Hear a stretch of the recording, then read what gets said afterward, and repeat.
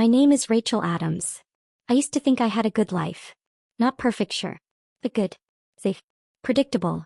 We had a roof over our heads, 2 cars, older but dependable, and a daughter named Claire who is the center of my entire universe. Eric, my husband of 7 years, was a project manager at a mid-size construction firm. Not flashy, not rich, but he brought home a steady paycheck. I worked part-time at the local library, mostly so I could be home when Claire got off the school bus. We weren't rolling in money, but we made it work. Or so I thought. Until the day he made me return groceries at the checkout line. We'd been walking through the store like normal. I wasn't splurging, just the essentials. Eggs. A pack of chicken thighs. Frozen veggies. Claire had picked out a small pack of cookies, animal crackers her favorite, and I didn't have the heart to say no. As I reached for my wallet, Eric stopped me. Said to put the card away. I looked at him confused. "We're not using the card this week," he muttered. "Not until the check clears. Go ahead and return some stuff. We'll come back later." I was stunned. The cashier waited awkwardly as I hesitated. My cheeks flushed with embarrassment. I removed item after item, shrinking under the fluorescent lights as the growing line behind us shifted impatiently. Claire asked if she could at least keep the cookies. Eric said no. When we got to the car, I asked him why things were so tight. He sighed like I was burdening him. "Bills are piling up," he said, gripping the wheel tightly. "I'm covering everything. If you want more wiggle room, maybe you could pick up a few more hours at the library." I swallowed the lump in my throat. That night I went through our finances. Or tried to. Eric had always been the one who handled our banking. He said I hated numbers, which, admittedly, I did. But now that I wanted to look, I realized I didn't even know the login info. When I asked him for it, he said the system was acting up and he'd check it himself later. Red flag number 1. The next day while doing laundry, I found a crumpled receipt in the pocket of his khakis. It was dated 2 nights earlier.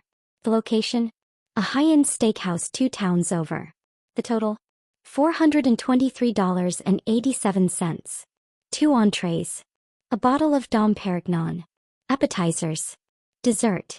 I stared at the slip of paper like it had personally insulted me. My brain offered a dozen rationalizations. Maybe it was for work. Maybe he paid for a client. Maybe it wasn't even his, just something he picked up off the floor. But my gut told me otherwise. So I didn't say anything. Not yet. Instead, I quietly began to pay attention. The next few weeks blurred into routine. I picked up extra hours at the library, covering Saturday mornings and late-night cataloging shifts. Eric didn't seem to mind. If anything, he encouraged it. "Good," he said with a tight smile. "We need all the help we can get." Meanwhile, he started coming home later. Claimed there were delays on the site, or after-hours meetings. Always tired. Always irritable. Claire noticed it too.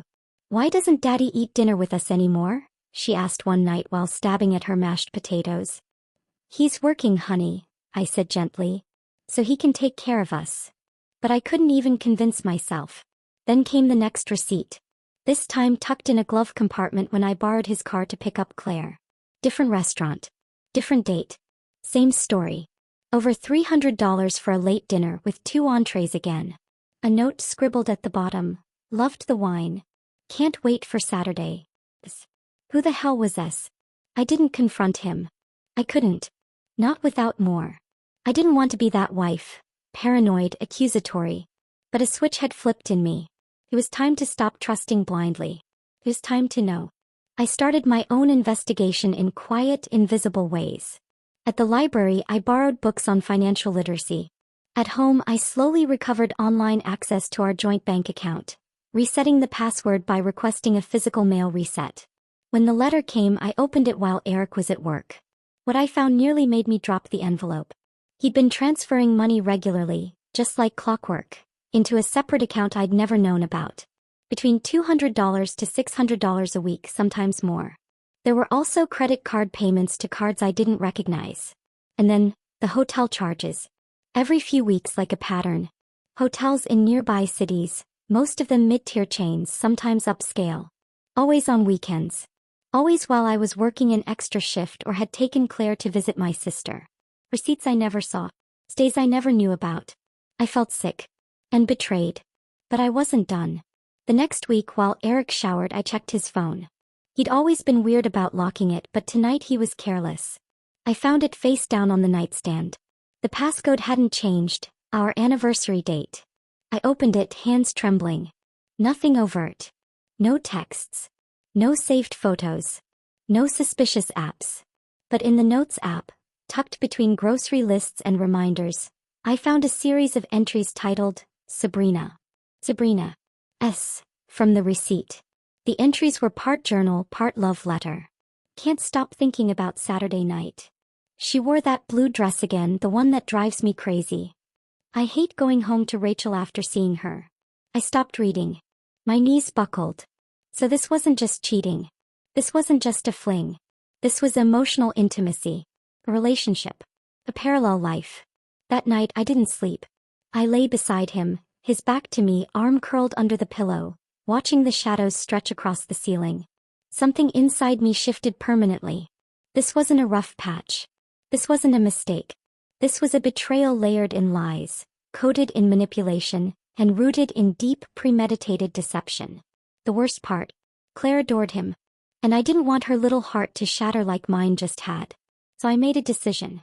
I wasn't going to explode. I wasn't going to scream, cry, or beg. I was going to collect everything. Quietly. Carefully. And then I would end it, with every bit of evidence laid bare for the world to see. I began documenting. Every bank statement. Every hotel charge. Every photo of receipts. I started tracking his schedule, his work nights and late meetings. I created a folder on my laptop labeled Garden Tools, and hid everything inside. Because he once told me, you wouldn't know a financial red flag if it bit you. I planned to hand him a whole damn flag parade. Meanwhile, I started spending more time with Claire. I adjusted my shifts so I could do bedtime again. Help with homework. Drove her to school in the mornings instead of letting Eric handle it. And slowly I started asking questions. Claire, do you ever go anywhere fun with Daddy when I'm working? He shrugged. Sometimes. Like where? She paused. We went to a zoo once. And a hotel with a pool.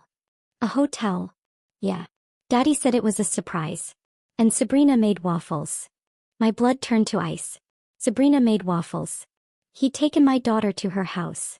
The next morning I called a lawyer. I didn't know yet how I wanted this to end. But I knew it would. After that conversation with Claire, my world tilted on its axis. I managed to smile. Nodded like I wasn't unraveling. I asked her to tell me more, careful not to sound alarmed. And she did, innocent and chatty as if she were describing a sleepover at a friend's house. She said the other house was so pretty, with pink walls and a unicorn bedspread. She had her own toothbrush there. Waffles on Sundays. Movie nights on Fridays. She called it Daddy's Fun House. And Sabrina? According to Claire, she smelled like cupcakes and had shiny hair. I waited until Claire went to bed before I let the panic settle in. I locked myself in the bathroom, sat on the edge of the tub and tried to breathe. This wasn't just cheating anymore. He was playing house with our daughter.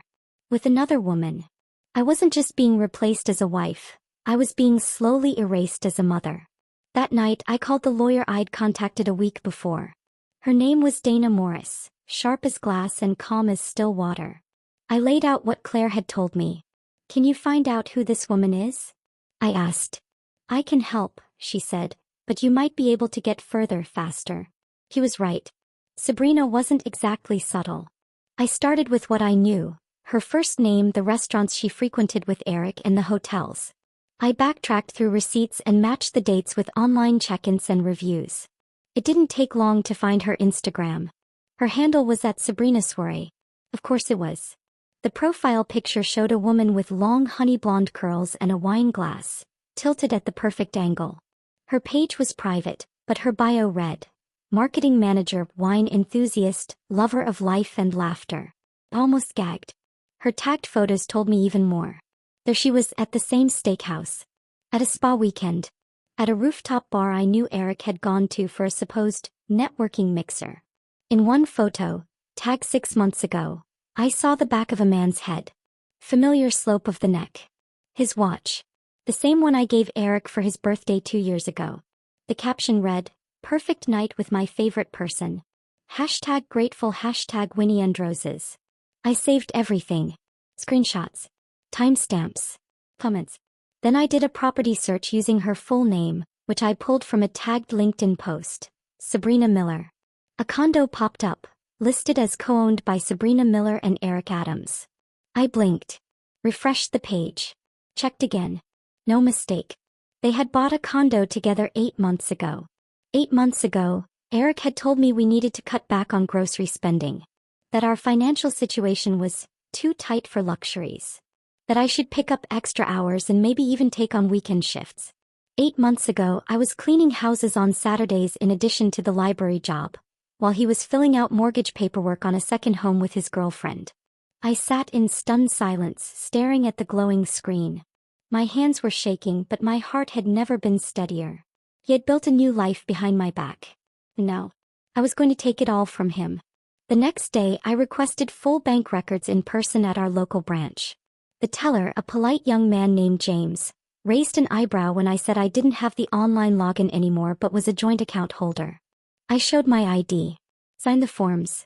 He printed the last 12 months of statements and slipped them into an envelope. I thanked him and walked out with trembling hands and fire in my veins. Back at home, I laid out the statements on the dining table, pages and pages of line items. Some predictable: utilities, grocery store runs, gas stations. Others not so much: jewelry boutiques, spas, wine clubs, travel agencies. The part that gutted me the most? The withdrawals. Regular transfers from our joint account to a private checking account I hadn't known existed, labeled Eric M. Adams Personal. Some transfers were as high as $1,200. The worst one was from 4 months ago, a $1,500 charge at Enchanted Beginnings. I googled it. It was a wedding and proposal planning service. I felt like the floor had dropped out beneath me. He wasn't just cheating. He was planning a proposal. Maybe not a legal one. Maybe he was keeping up the charade. But emotionally, romantically, he was committed to her. While I was juggling schedules and packing school lunches, he was whining and dining another woman and planning their future. That night, Eric came home late. I was sitting at the table pretending to read a book but really watching the door. Claire had already gone to bed. Eric stepped in, loosened his tie and gave me a quick nod. "Hey," he muttered. "You ate?" I asked. "Yeah. Grab something at work." "Steakhouse again?" His head snapped up. "What?" I smiled. "Nothing." He stared at me for a long moment. Something flickered in his eyes. Recognition? Suspicion? But he said nothing. Walked upstairs. The shower turned on a few seconds later. I leaned back in my chair, heart pounding, and thought, let him sweat. Let him wonder what I know. Because soon he was going to know exactly what it felt like to be blindsided. Over the next 2 weeks, I became a ghost in my own house. Smiling. Quiet. Harmless. I played the part of the dutiful wife. Cooked dinner, kissed Claire goodnight, folded laundry, kept my voice soft and neutral. Meanwhile, I built my arsenal. The folder on my laptop now had subfolders. Receipts. Photos. Bank records. Property documents. Sabrina's social media posts. Transcripts of Claire's conversations. Dana, my lawyer, reviewed everything. She said it was shaping into a bulletproof case for financial misconduct, emotional neglect, and possible custody interference. "He's weaponized your job to replace you," she said flatly. I nodded. "I know." Dana advised that I keep everything quiet until the confrontation. We planned it for the upcoming 4th of July barbecue at Eric's parents' house, a tradition every year. Avery would be outside with cousins. The adults would be inside. And I would hand them the truth in a sealed manila envelope. 3 days before the party, Eric started acting strange. Too helpful. Too affectionate. He offered to cook dinner. Cleaned the garage. Picked up Claire from camp. Something I usually did. On the second night he brought home wine. "For us," he said, holding it out like a peace offering. I took it, thanked him, and poured a glass for show. "You okay?" he asked. "You've been quiet lately." "Just tired." "From all the extra shifts?" I met his eyes. "Sure." He nodded, but I could tell he didn't buy it. The next morning I caught him checking my phone while I was in the shower. That night I found the folder in my laptop had been moved, but not deleted. Just peeked at.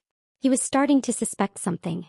So I moved the files, printed duplicates, hid copies at my sister's house, uploaded them to cloud storage and backed them up on a flash drive in the lining of my purse. By the time the 4th of July arrived, I was ready. Eric's parents lived on the edge of town in a white colonial house with a massive backyard. Every year they hosted a big potluck. Burgers, hot dogs, fireworks, kids running through sprinklers. This year I brought brownies in a storm. Claire ran off to play with cousins. Eric's mom hugged me and offered sweet tea. His dad was flipping burgers on the grill. Laughter floated through the air. And then she arrived. Sabrina. Wearing white, of course. Sunglasses, red lipstick, and a dish of pasta salad like she belonged. Eric's jaw dropped when he saw her.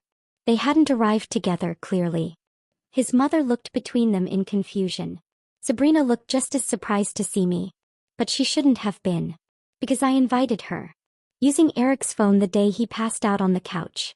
I texted her as him and told her his family wanted to meet the woman who helped him survive the hardest year of his life. She was thrilled.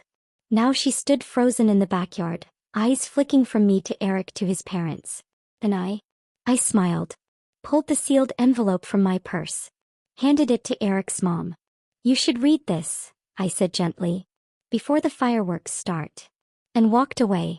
The moment I handed Eric's mother the envelope, it felt like time stopped. She accepted it with her usual warmth, assuming it was a thoughtful gift or some family memento. She opened it slowly, pulled out the top few pages and started reading. I watched the change happen in real time. Her brows furrowed. The corners of her mouth dropped. By the 3rd sheet her hand trembled. By the 4th she looked up at me. And by the 5th she turned to her husband, Eric's father, and silently handed it over. The sound of kids laughing in the backyard didn't stop. The smell of barbecue still lingered. But inside the patio a storm was gathering. Eric was across the lawn, pretending to check on the grill, throwing glances toward us every few seconds. When he saw his mother with the folder, his face went pale.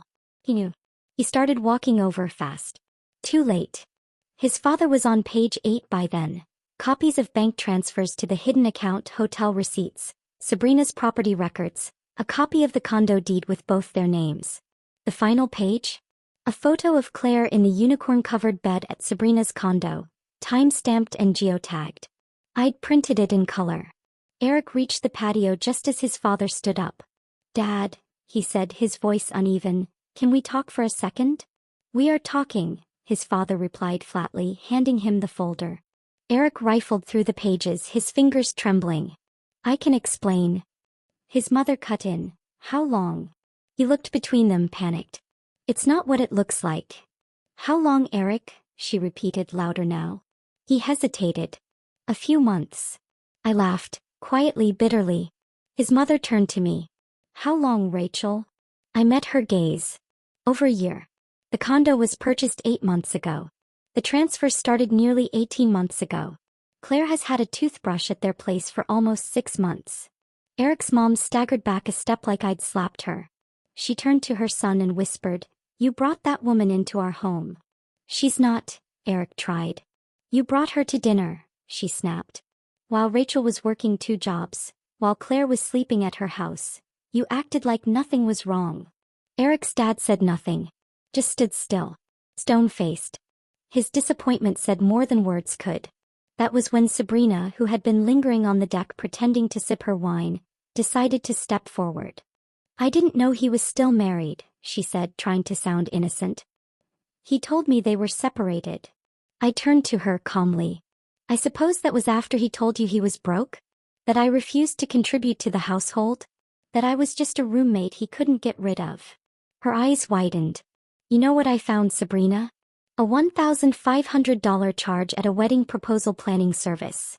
On our joint account. You helped him plan a proposal while I was washing dishes at a diner and putting off dentist appointments for my daughter."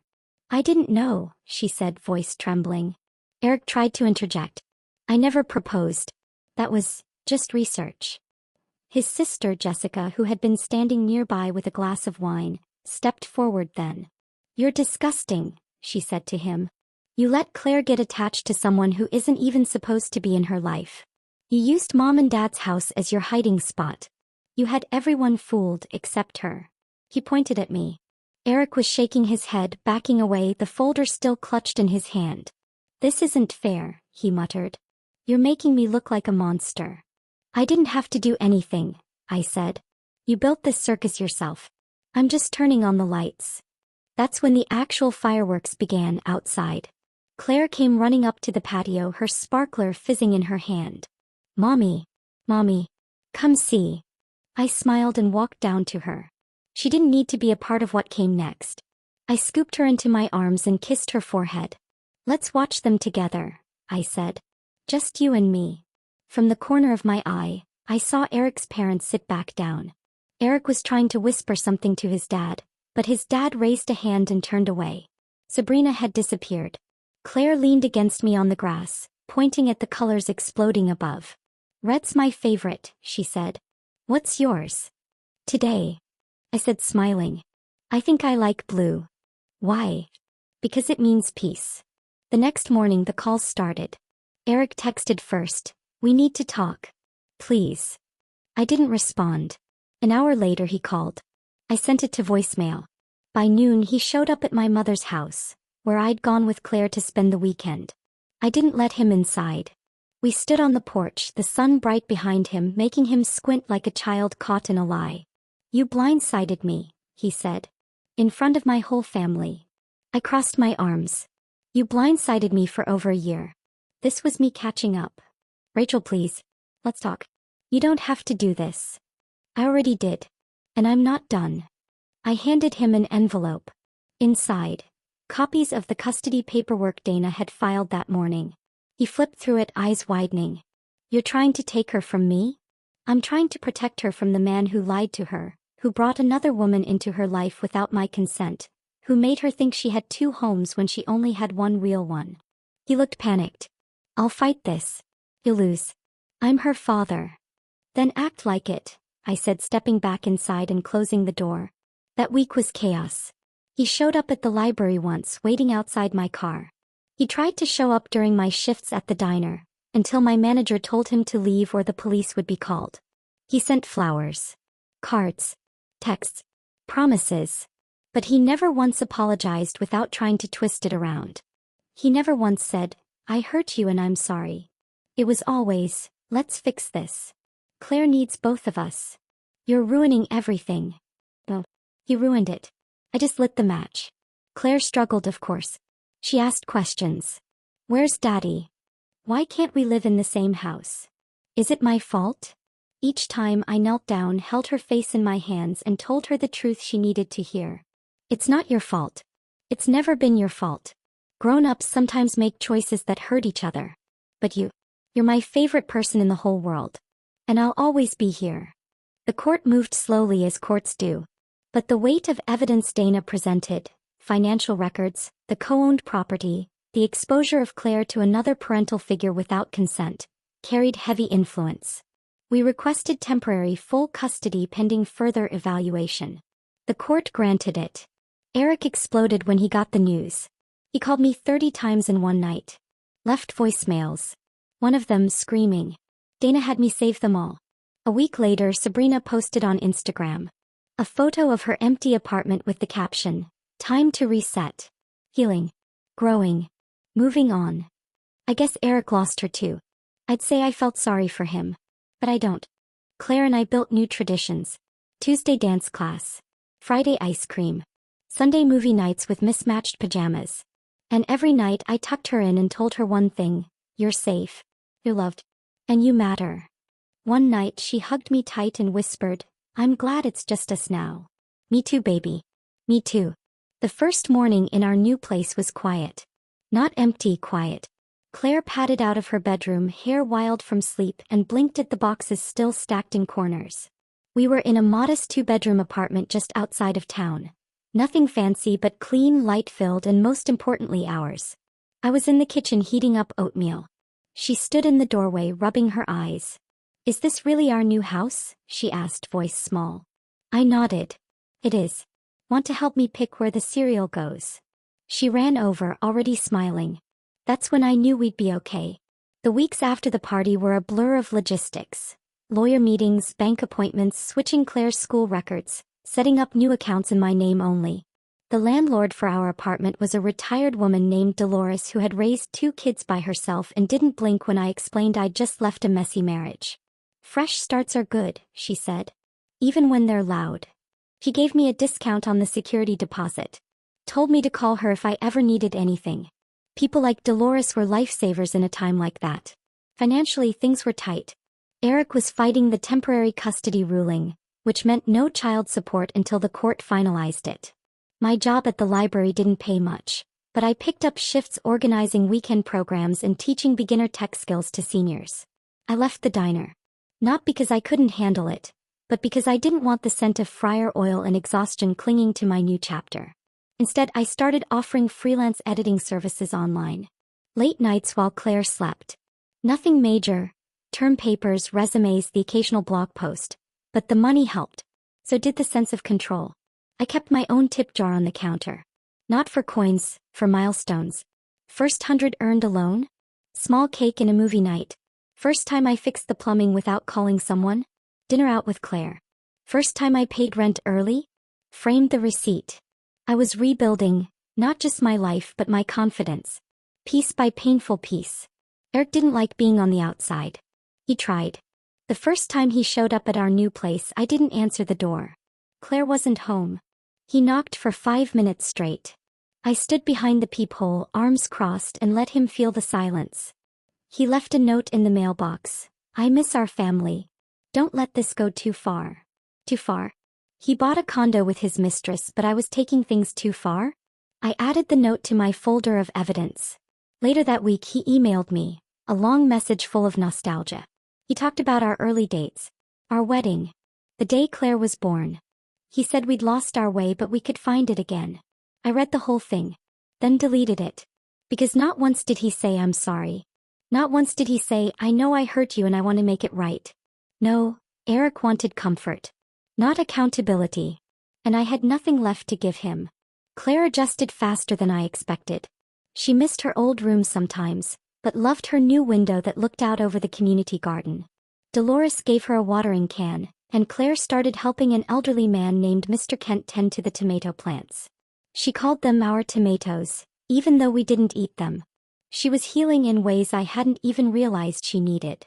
So was I. I took my ring off 2 weeks after moving out. Not in a fit of rage. Not during some cinematic moment. Just quietly. While folding laundry. I looked down, slid it off, and placed it in an old jewelry box. It didn't feel like an ending. Felt like a beginning. I started journaling again. Something I hadn't done since college. At first it was just venting. Bigger. Resentment. Sadness. Then it became gratitude. One page read. Today I paid for dance class without checking the account balance 3 times first. Claire laughed so hard at my pancake flip fail that she snorted orange juice. We made it to bedtime without a single tear. I am not broken. Just rebuilding. 3 weeks later the court hearing began. Eric showed up in a suit 2 sizes too expensive and a face full of forced humility. He tried to paint me as emotionally reactive, vindictive, and unwilling to co-parent. Dana dismantled every point with calm, measured precision. She presented the evidence. The financial deception, the co-owned condo, the introduction of another maternal figure without consent, the hidden funds, all while I worked double shifts. I watched Eric squirm under cross-examination. The judge didn't smile. Didn't frown. Just nodded. Took notes. We wouldn't get a final ruling that day. But as we left the courthouse, Dana leaned over and whispered, "It's going your way." I nodded. Didn't smile. Just breathed. That night Claire and I made a pillow fort in the living room. We watched a Disney movie through the folds of blankets. Ate popcorn with too much butter. At one point she rested her head on my lap and said, "Mommy? You're really strong." I kissed her forehead. "So are you." A few days later I received a text from an unknown number. It was Sabrina. "I'm sorry. I didn't know how bad it was. If I had, I never would have. I'm sorry for what you went through." I stared at the message for a long time, and then replied, "Thank you. That's more than he's ever said." She didn't respond again. I didn't expect her to, but for some reason it helped. Eric made one last attempt to win me over. He came to the library during my shift, waited until the line cleared, then walked up to the counter like we were strangers. I know you hate me, he said. But I still love you. I looked him in the eye. No, you don't. You love the version of me that let you get away with everything. He said nothing. I handed him a printed flyer for the town's free legal aid center. Take this. You'll need it. He left. It was a gray morning the day of the final hearing. Claire and I ate cereal quietly at the tiny kitchen table in our apartment.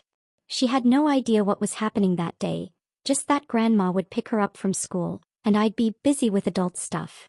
I dressed in black slacks, a soft gray blouse, and a blazer that I bought at a thrift store 2 weeks ago, the tag still tucked in my drawer like a little victory. Hair tied back. Folder in hand. I didn't wear makeup. Didn't need armor anymore. Dana met me outside the courthouse, legal pad under one arm, coffee in the other. She smiled when she saw me. You ready? I nodded. It was time. Eric arrived 15 minutes late. He looked disheveled, jacket wrinkled, eyes tired. His lawyer didn't speak much to him as they walked in. The hearing wasn't dramatic. No screaming. No finger pointing. Just evidence. Testimony. And truth. Dana walked the court through the timeline. The double life. The financial deception. The exposure of Claire to Sabrina without my consent. The fabricated narrative Eric spun to justify it all. When it was my turn, I spoke calmly. Not like a wounded woman, but like a mother who was done apologizing for having boundaries. I don't want revenge, I said. I want stability for my daughter. And I want freedom from a man who used love as a leash. Eric, when asked to respond, said only that he did his best and never meant to hurt anyone. Even the judge tilted her head at that. The ruling came quicker than I expected. Based on the evidence provided, the judge said, temporary full custody is now permanent.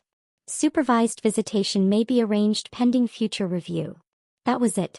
No dramatic gavel. No gasp from the crowd. Just a life-changing sentence delivered with judicial calm. I closed my eyes for one breath. Just one. Then I opened them, smiled at Dana, and walked out of that courtroom lighter than I'd felt in years. Eric tried to talk to me in the hallway. He started with, "Rachel, please." I didn't stop walking. He caught up, grabbing my elbow gently. "I just want to see Claire." I turned to him. "You had plenty of chances to be present. You chose to be somewhere else, with someone else. She misses me. Then maybe next time, you shouldn't teach her to love someone you plan to leave." He looked stricken. Like he hadn't expected me to say that out loud. "Goodbye, Eric." He stood there silent. I didn't look back. Claire asked that night if Daddy was going to be around more. I sat beside her on the couch, her legs curled under a fuzzy pink blanket. "No, sweetie," I said. "Not the way he used to be." She looked down. "Then, that's okay. It's kind of nice when it's just us." I smiled, kissed her head and whispered, "Me too." The next few months were quiet. Steady. I adjusted to our new rhythm. School drop-offs, work, dance class, evening walks. I found a new full-time job at a local publisher, managing their children's book line. The salary was modest, but I was finally doing work I loved, and best of all, it kept me close to Claire's schedule. We got rid of the old furniture. Claire and I spent a Saturday painting a used bookshelf bright yellow. We strung fairy lights around the living room window. We made it ours. One day she brought home a drawing of our family from school. It was just the two of us. Underneath, in crooked letters, she'd written, "My mom is the strongest person I know." I kept that drawing on the fridge. Eric didn't fight the custody ruling again. Maybe because he knew he couldn't win. Maybe because Sabrina was gone and with her the illusion of something better. His family still called sometimes. His mother mostly. She apologized often. Gently. Said she couldn't believe what he'd done. Said she missed Claire. I allowed visits, supervised, short, safe. Claire enjoyed them but always seemed happier when they were over. Eric never said another word to me. He just faded out. Fully. Like the echo of a storm that's already passed. One afternoon while cleaning out old boxes I found our wedding album. I stared at it for a long moment. Then I opened it. There we were. Smiling. Young. Naive. Pretending the vows would last longer than the lies. I didn't feel anger. Or pain. Just peace. I closed the album, placed it gently in a donation box and kept moving. That weekend Claire and I went to the park. She spun in the grass in her ballet slippers, laughing as the wind tangled in her hair. A woman nearby smiled at us. She had kind eyes and asked if Claire was in dance. She is, I said. She loves it. She's got great energy, the woman replied. You two look really happy. I nodded. We are. That night, Claire crawled into my bed and asked if we could have a girls' sleepover. We watched cartoons, ate popcorn, and made up silly dances until our stomachs hurt from laughing. Just before drifting off, she whispered, I'm glad we're okay now. We always will be, I whispered back. Because we were. We'd walked through fire and came out stronger. 1 year later. The court case was long closed. Eric eventually moved to another state. We hadn't heard from him in months. Claire was now 7, wiser than her age. Her school report card called her compassionate, bright, and resilient. They had no idea how right they were. I got promoted at the publishing house. Our little apartment had turned into a home filled with plants, books, and quiet joy. And on the 1-year anniversary of our move, I took Claire out for ice cream. As we sat at the park bench, she looked at me with a serious expression. Mommy, do you ever miss how things used to be? I thought about it. No, I said. Because things now are exactly how they should be. She smiled. Yeah. Me too. Then she jumped off the bench and twirled. Race you to the swings. I chased her, laughing. And just like that, our story began again. Not as wife and mother, not as victim and survivor. Just as Rachel and Claire. Unbroken. Unbothered. Unstoppable. The end.